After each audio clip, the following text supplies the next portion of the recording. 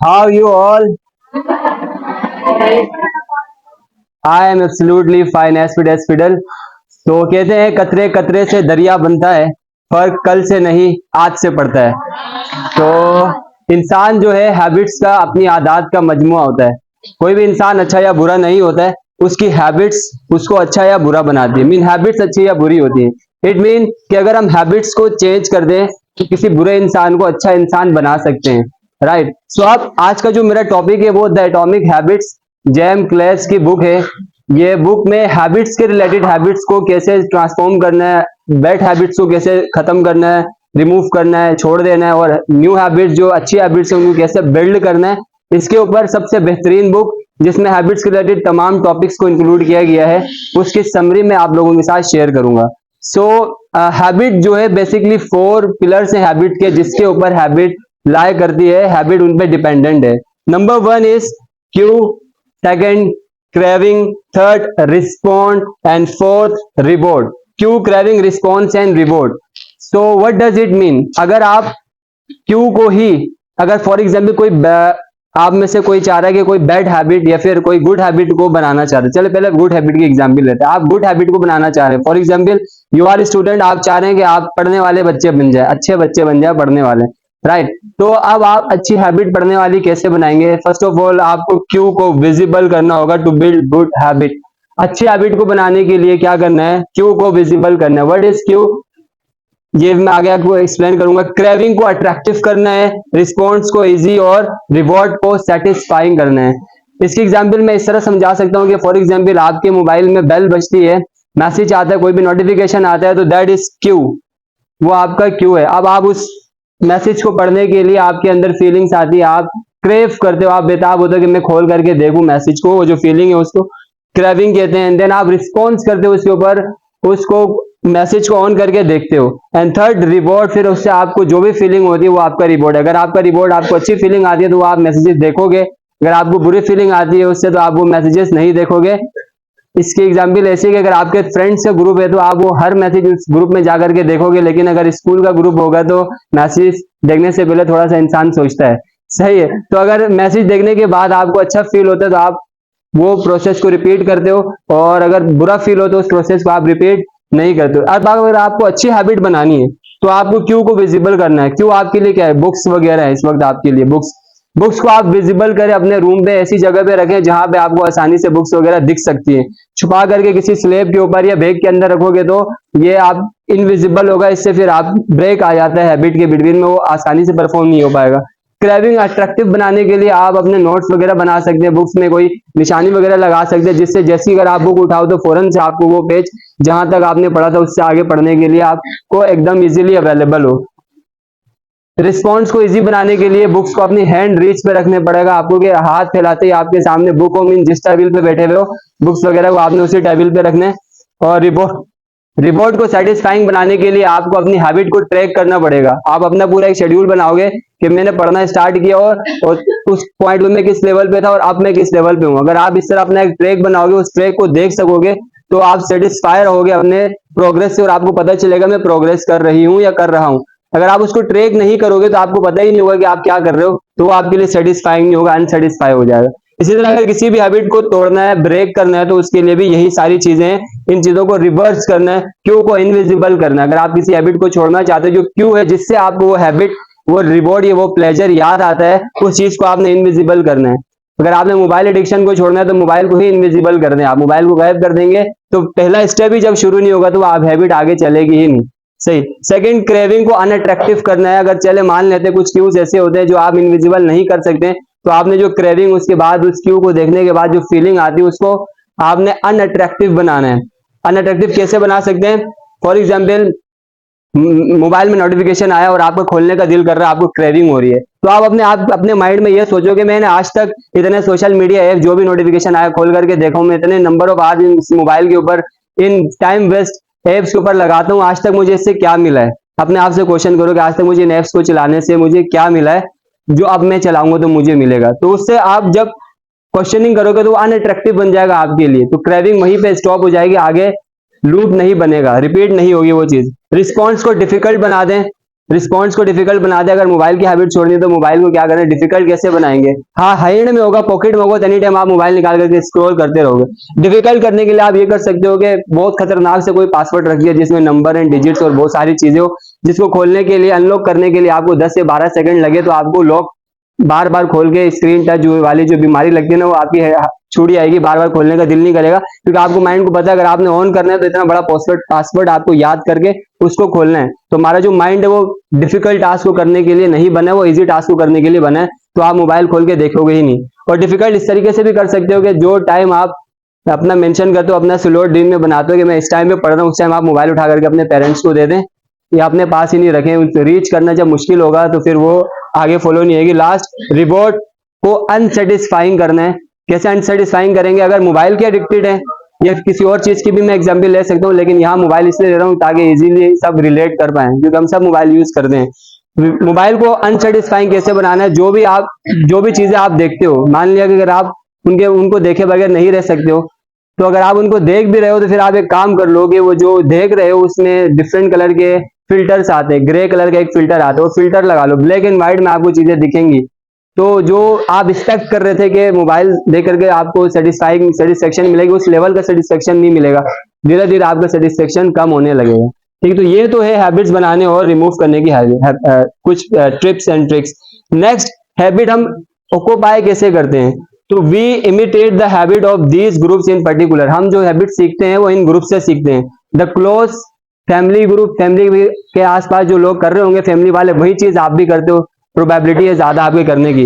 The many, जो काम बहुत सारे लोग कर रहे हैं वही काम आप भी करते हो। जैसे अभी ट्रेंड बना हुआ है ना बीटीएस का, तो बच्चे ये माले वगैरह पहनना, रिंग्स वगैरह पहनना, बालों के स्टाइल वगैरह बनाना, क्यों? क्योंकि ज्यादातर लोग उनको फॉलो कर रहे हैं, तो आप भी उन्हीं को फॉलो कर रहे हो। द पावरफुल, और लास्ट, हम जो है पावरफुल लोगों की हैबिट्स को कॉपी करते हैं। इट मीन कि अगर आप अपना इन्वायरमेंट को चेंज कर दो तो आपकी हैबिट अच्छी हो सकती है। फॉर एग्जाम्पल, अगर आपके घर वाले अच्छी हैबिट के आदी है तो आप में भी ऑटोमेटिकली वो चीजें आएंगी। सही, इन्वायरमेंट बहुत ज्यादा मैटर करता है। तो आप, अगर बहुत सारे आपके दोस्त हैं जो गलत लोगों को फॉलो करते हैं या गलत हैबिट्स में लगे हुए हैं, अगर आप चाहते हैं कि आप उनमें नहीं हो, तो आपको उनको छोड़ना पड़ेगा, उससे बाहर आना पड़ेगा। जो आपके आइडियल्स है, जिनको आप पावरफुल मान रहे हैं, जिनको आप अपना आइडियल समझ रहे हैं, आपको अपने आइडियल्स को चेंज करना पड़ेगा, क्योंकि आप अपने आइडियल से, पावरफुल लोगों से, सेलिब्रिटीज से बहुत ज्यादा इन्फ्लुएंस होते हैं, ऑटोमेटिकली उनकी हैबिट्स आप तक आ जाती है और आपको पता भी नहीं चलता है। अब ये जो थर्ड जो चार्ट बना हुआ है, ये गोल्डीलॉक्स जोन कहते हैं इसको, कि अगर आप कोई भी हैबिट बनाना चाह रहे हो तो आप कभी भी उस हैबिट को नहीं बनाओगे जिसमें आप बोर होते हो, जिसमें आपको प्लेजर नहीं मिलता। हैबिट बनती ही उन्हीं चीजों की जिसमें आपको प्लेजर मिलती। हैबिट क्या चीजें, रिपीटेडली किसी काम को करते रहना, बार बार जब आप करते हो तो एक टाइम ऐसा आता है वो चीज ऑटोमेट हो जाती है, आपको पता भी नहीं चलता वो काम हो रहा है, एनर्जी कम लगती है आपको, कम टाइम में वो काम होता है, इसको कहते हैं हैबिट। अब हैबिट अगर बोर्डम पे होगी, बोर्डम वर्क होगा तो आपकी हैबिट नहीं बनेगी, या फिर बहुत ज्यादा डिफिकल्ट टास्क होगा तो उसकी भी आप हैबिट नहीं बना सकते हो। हैबिट आपकी किस चीज की बनेगी, जो मॉडरेट हो। फॉर एग्जाम्पल, आपको कोई बच्चा टेनिस खेलना उसको पसंद है, किसी भी बच्चे या बच्ची को, अगर वो टेनिस 10 साल वाले या 5 साल वाले बच्चे के साथ खेलेगा तो बोर हो जाएगा, तो वो उसके लिए बोर्डम का लेवल है 0 पे। लेकिन अगर वही टेनिस के चैंपियंस के साथ खेलेगा तो वो उसके लिए बहुत ज्यादा मुश्किल हो जाएगा, वो डिफिकल्टी वहां पे उसको फेलर का सामना करना पड़ेगा, तो वो दोबारा से उस प्रोसेस को रिपीट नहीं करेगा। लेकिन अगर टेनिस वो अपने दोस्त के साथ खेलेगा तो वो डिफिकल्ट लेवलिटी सेम रहेगी, कभी वो जीतेगा कभी आप जीतोगे, इस तरह आपका जो ना दिल लगा रहेगा और आप उस जो प्रोसेस है उसको बार बार रिपीट करते रहोगे। तो किसी भी चीज की हैबिट बनानी है तो उसको ना ही ज्यादा आपने मुश्किल करना है, ना ही ज्यादा आसान करना है। फॉर एग्जाम्पल, अभी अगर आप लोगों ने पढ़ने की हैबिट बनानी है तो डायरेक्ट ये फैसला नहीं करना है कि आज से मैं 8 घंटे पढ़ता हूँ। अगर जिस बच्चे ने ये डिसाइड कर लेना कि आज से मैं 8 घंटे पढ़ता हूँ, तो उसने अपने आपको बहुत ज्यादा डिफिकल्टी वाले लेवल पे लेके गया लास्ट में, जहां पे उसको फेलर देखना पड़ेगा। 2-3 दिन तो करोगे, उसके बाद नहीं करोगे। लेकिन अगर आप पढ़ने का फैसला भी कर रहे हो और आप बोलोगे आज से मैं पढ़ना चाहता हूँ 8 घंटे और 5 मिनट पढ़ के उठ रहे हो बार बार, सही, तो वो भी काम नहीं करेगा। आपने एक पर्टिकुलर अमाउंट सेट करना है, 2 से 3 घंटे, जितनी आपकी लेवल है उसको करना है। और उस तरह जब आप परफॉर्म करते रहोगे, आज 2 घंटे, कल 2 घंटे 10 मिनट, 2 घंटे 30 मिनट, आहिस्ता आहिस्ता आप लेवल को बढ़ाते रहोगे तो आपको भी मजा आएगा, वो चीज चलते रहेगी। सही। लास्ट एंड नॉट लीस्ट, के लोग कहते हैं कि गोल्स को सेट करो, गोल्स सेट करना बहुत ज्यादा जरूरी है, लेकिन मैं कहता हूँ गोल से ज्यादा जरूरी सिस्टम है। Making system is more than important. Goal तो सब बनाते हैं, गोल यहाँ पे हर बच्चे का 99% रिजल्ट आया, बल्कि 100% रिजल्ट आया, सब यही चाहते हैं।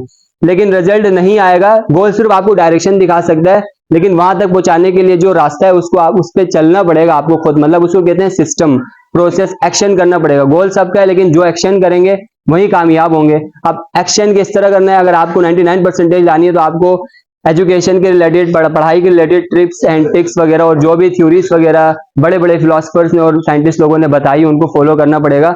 जिनमें से जो एक है वो पोमोडोरो टेक्निक है और दूसरी जो है वो स्पेस रेपिटेशन है। जो बच्चे इन दो थ्योरीज के ऊपर इंप्लीमेंट करेंगे वो बच्चे 99% रिजल्ट लेकर के आ सकते हैं। हैबिट नंबर 1 पोमोडोरो टेक्निक क्या होती है, आप पढ़ना शुरू करते हो, आप 2-2 घंटे के स्लॉट बनाओगे, ज्यादा टाइम नहीं बनेगा, 2 घंटे का स्लॉट, और उस 2 घंटे के स्लॉट को 2 घंटे का जो स्लॉट है उसको 4 पार्ट्स में डिवाइड करोगे, half hour half hour half hour half hour.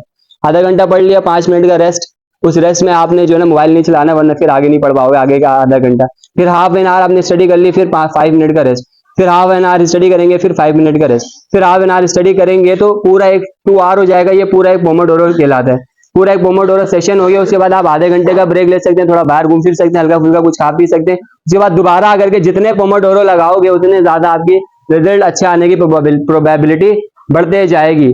Third and then space repetition.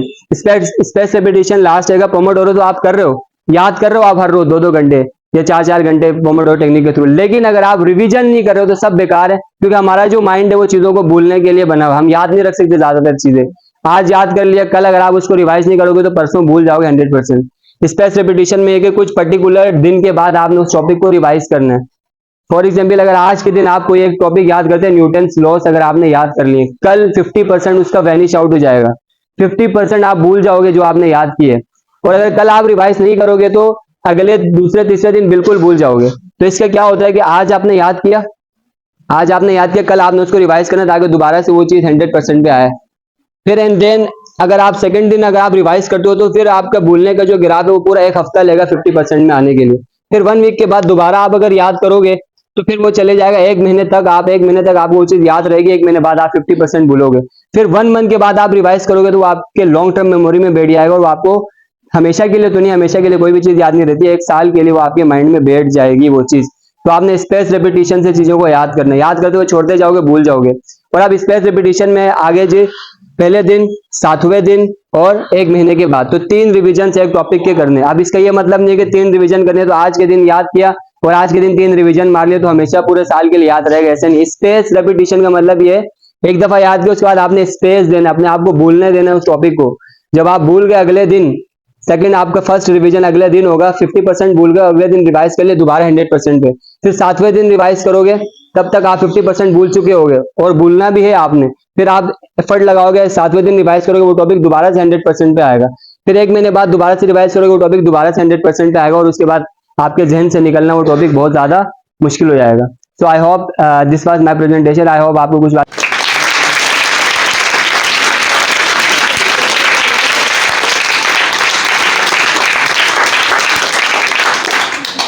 किसी का कोई क्वेश्चन है, किसी के इस टॉपिक के रिलेटेड कोई भी क्वेश्चन है तो वो कर सकते हैं।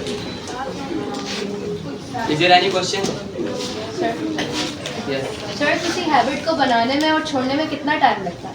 हैबिट को बनाने में डेज नहीं डिसाइड होते, वैसे तो बहुत सारे डेज बताए गए, 13 दिन का भी है, 21 डेज का भी है, 66 डेज का भी है, लेकिन जो है हैबिट डिपेंड करती है आपकी कौन सी हैबिट बनाना चाह रहे हैं, इसकी जो है डिफिकल्टी लेवल के ऊपर डिपेंड करता है। फॉर एग्जाम्पल, आप जो है मीठी चीजें खाने की हैबिट बनाना चाहते हैं तो वो तो आपका अगर आज से ही शुरू हो जाएगा, आज से खाना शुरू कर दें आप हर रोज खाना लग जाएंगे। या फिर आप कोई और काम, पढ़ने की हैबिट बनाना चाहती है तो इसमें टाइम लगता है, पढ़ाई की हैबिट में कम से कम मिनिमम जो है 21 डेज लगेंगे जिस बच्चे को पढ़ाई की हैबिट बनानी है। तो डिफरेंट है, वो आप करते रहोगे, एक काम को बार बार करते रहोगे तो ऑटोमेटिकली हैबिट बन जाता है। सही, कभी ना कभी तो बन ही जाएगा, बस आप करते रहें।